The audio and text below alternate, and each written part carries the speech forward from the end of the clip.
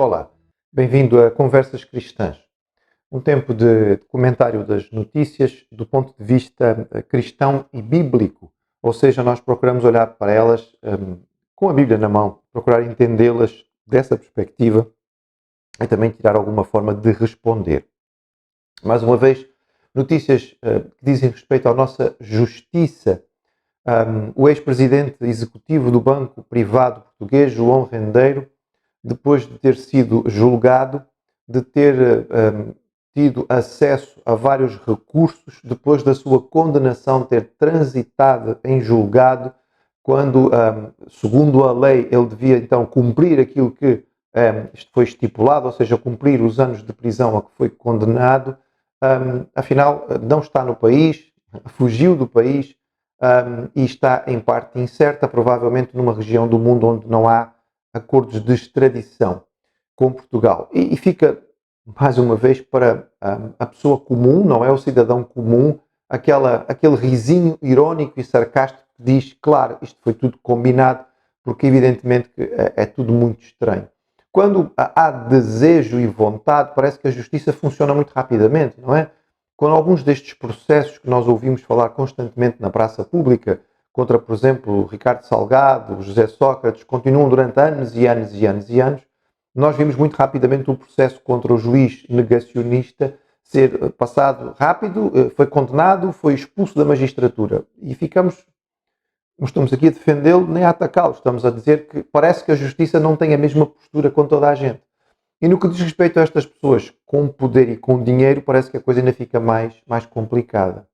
Ele deixou por pagar 2,5 milhões de euros em multas que tinham sido já estabelecidas. Portanto, se você tiver 500 euros de multa, se tiver 1.000 euros ou 10 mil euros de multa, provavelmente vão-lhe tirar do seu salário. Se você tiver a dever 2,5 milhões, fique tranquilo, pode passear na Costa Rica que não vai haver dificuldade nenhuma. Ele, já com todas estas questões sabidas e conhecidas a nível público, já com condenações transitando para julgado, já com outras condenações em fase adiantada do processo, ele, no entretanto, viajava para fora do país, não definia onde ia estar, porque dava como residência o Consulado de Portugal, que evidentemente não é residência porque ele não ia lá dormir, e tudo isto foi considerado perfeitamente normal pelas autoridades, até que, grande surpresa, afinal de contas, o indivíduo fugiu, nós não estávamos à espera disto. Onde é que vamos buscá-lo? Vamos buscá-lo onde está a residir a sua esposa.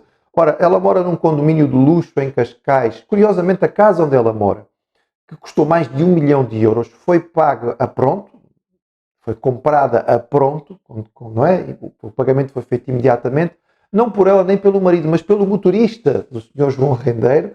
Podemos dizer assim, ele paga bem ao motorista, não é? Mas ele gentilmente cedeu a utilização da casa então à esposa do seu patrão. E mais uma vez, todos nós lemos estas notícias e vem aquele sorrisinho que é triste, porque isto acaba por nos levar a uma noção de falta de confiança no que diz respeito às autoridades no aspecto legal, no aspecto de aplicar a justiça. Que justiça temos quando as coisas funcionam desta maneira? E depois é feito um mandato de captura internacional e vem a notícia que diz que o mandato foi mal feito. Mais uma vez, tudo isto leva-nos a bastante confusão. E depois vamos lendo a respeito, por exemplo, daquilo que são os impostos que todos nós temos que pagar, das isenções que são permitidas. Por exemplo, a Fundação Berardo teve direito a descontos do IMI, que você certamente teve que pagar e provavelmente se calhar até pagou bastante. Eles tiveram um grande desconto de IMI, não é? De 6.500 euros de desconto, quando sabemos que é um indivíduo que está em processo de julgamento por uma quantidade enorme, são verbas gigantescas. Parece até, ficamos com aquela ideia, bem, vamos roubar bastante, porque se roubar pouquinho não compensa. Evidentemente que um cristão nunca vai pensar assim, mas a ideia parece ser um pouco esta. Para que nós não fiquemos achando que as coisas são muito más só aqui em Portugal, aqui mesmo ao lado, na nossa vizinha Espanha, o antigo rei, o ex-rei, não é? Juan Carlos I, que abdicou. Afinal de contas, o Supremo Tribunal, a Procuradoria do Supremo Tribunal, veio arquivar as queixas contra ele, porque, teoricamente, as queixas aconteceram quando o monarca tinha imunidade e os crimes, alguns deles, inclusive, já prescreveram, quando se sabe que ele, afinal de contas, esteve envolvido em desvios de verba ou má utilização de verba de forma muito significativa. Tudo isto, mais uma vez, nos traz uma tristeza muito significativa no que diz respeito à aplicação da justiça. A aplicação da justiça depende de algumas coisas. Primeiro, é preciso que para aplicar-se justiça de forma plena haja conhecimento verdadeiro. Quanto mais conhecimento, mais correta poderá ser a justiça. Daí que existem investigações, inquéritos, e por isso às vezes demoram muito tempo, porque é preciso juntar os dados e não apenas presumir da culpa de alguém. A partir da nossa justiça diz que o indivíduo é presumivelmente inocente, até que se prove o contrário. Pelo menos é assim que se diz. Nem sempre se trabalha assim com toda a gente, mas pronto. Muitas vezes na praça pública o indivíduo já é tratado como condenado muito antes disto ser. Mas quando, como acontece neste caso, em que houve tempo suficiente para investigar, houve tempo suficiente para juntar as provas, fez-se julgamento, foram feitos recursos e depois de tudo isto condenou-se o indivíduo, mas ele não gostou da justiça que foi feita, ele não apreciou, então ele acha que em legítima defesa ele pode ir embora. Coitado, o cidadão normal não pode ir morar num paraíso tropical sem contrato de extradição com Portugal e acaba por ir parar à prisão. A justiça tem conhecimento. Por vezes as decisões estão erradas porque não havia conhecimento suficiente. Por vezes, passados anos, se descobre que o indivíduo era inocente porque na altura em que o juiz julgou, os dados que ele tinha indicavam que este indivíduo era culpado, mas o juiz não tinha todos os dados. Por outro lado, mesmo que o juiz e a justiça tenham o máximo de informação possível, é preciso que haja isenção absoluta da parte deste juiz e do sistema. Porque mesmo que exista informação suficiente, se houver alguma corrupção, se houver alguma malícia, se houver aqui jogos de interesses, evidentemente que mesmo com a informação a pessoa não vai ser condenada.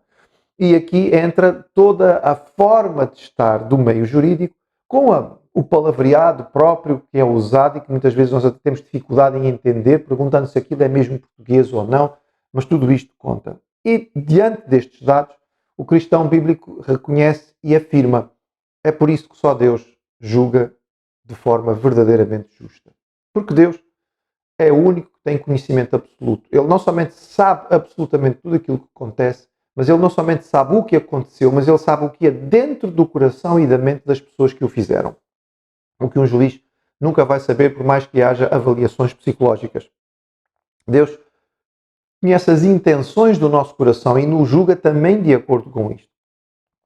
E não há absolutamente nenhum tipo de corrupção em Deus. Ele é perfeitamente santo e puro. Ele não somente sabe todas as coisas, mas ele não pode ser subornado, ele não pode ser corrompido, ele não vai ser dominado por algum tipo de interesse, porque não há nada que se possa fazer, não há nada que o pecador possa fazer para agradar a Deus e tentar desviá-lo daquilo que é a sua fúria. Logo, a única justiça perfeita é aquela que vem de Deus, e dessa justiça a Bíblia nos afirma de forma categórica que ninguém escapa. Ou seja, não há João Rendeiro nem nenhum outro pecador no mundo que possa fugir da aplicação da justiça de Deus. Nós, humanamente, costumamos dizer que a justiça de Deus tarda, mas não falha. Não, ela não tarda. Deus não vive dentro da nossa esfera de tempo e limitado ao nosso relógio. No tempo certo, na altura certa, no momento ideal, Deus irá fazer justiça. E essa justiça sempre vai acontecer.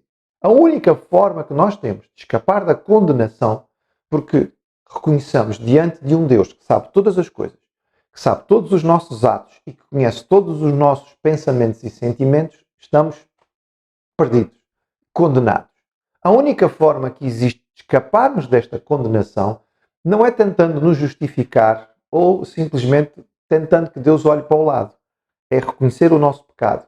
É arrependidos, pedir perdão pelos nossos pecados e perceber que a malignidade do nosso pecado é tão grande que foi preciso a cruz. Jesus teve que pagar a nossa dívida, ele teve que sofrer a nossa condenação e ele fez isso ao morrer no Calvário. E ao morrer ele terminou dizendo: está consumado, a pena está paga, a dívida está paga.